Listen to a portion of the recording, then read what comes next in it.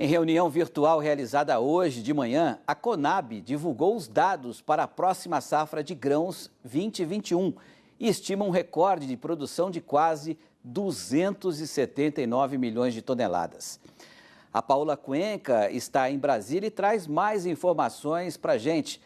Paula, conta para a gente qual foi o resumo dessa reunião aí. Boa tarde.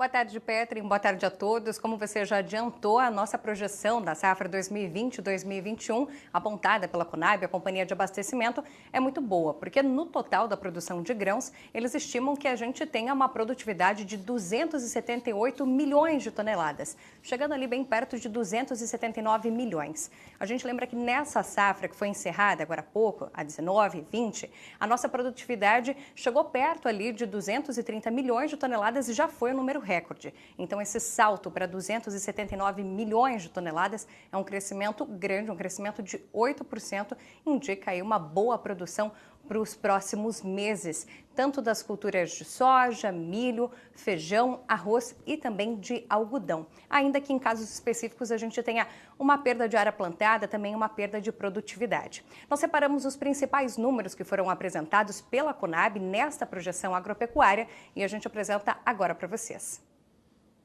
Para a safra 2020-21, a Conab projeta que o Brasil deve colher o recorde de quase 279 milhões de toneladas de grãos, o que representa um aumento de 8% em relação à safra anterior.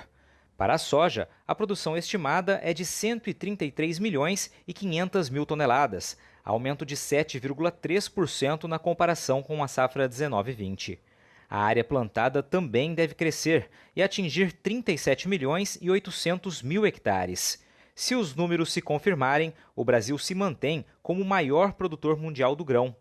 Já a produção de milho deve ter aumento de 12% e chegar a 113 milhões de toneladas, com uma área de 19 milhões e 800 mil hectares, crescimento de 7% ante a área plantada na última safra.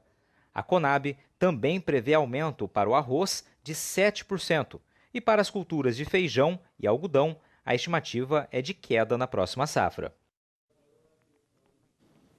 A ministra Tereza Cristina fez uma participação nessa apresentação dos números da Conab e ressaltou que, com tanto aumento de produção de grãos, também fica a cargo do governo fazer a abertura de novos mercados para que tudo isso consiga ser exportado e, com isso, gerar renda para os produtores.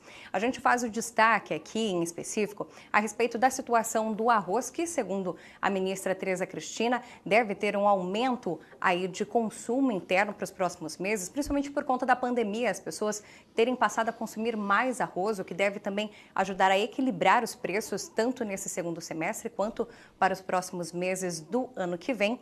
E também a situação do algodão. Os estoques eles estão altos, os estoques mundiais cresceram 25%, porque com a pandemia houve a baixa na demanda da procura por esse material, principalmente para a indústria têxtil. Então, as expectativas de melhora do algodão estão muito ligadas à retomada econômica por conta da pandemia. Se a economia chinesa conseguir se reaquecer, vai ter um envio maior de algodão para as empresas chinesas. Aqui mesmo no consumo interno, é esperado que com a retomada da economia também haja uma maior demanda sobre o algodão. Então, existe uma relação muito forte do consumo do algodão com a retomada da economia, com a recuperação da pandemia do novo coronavírus.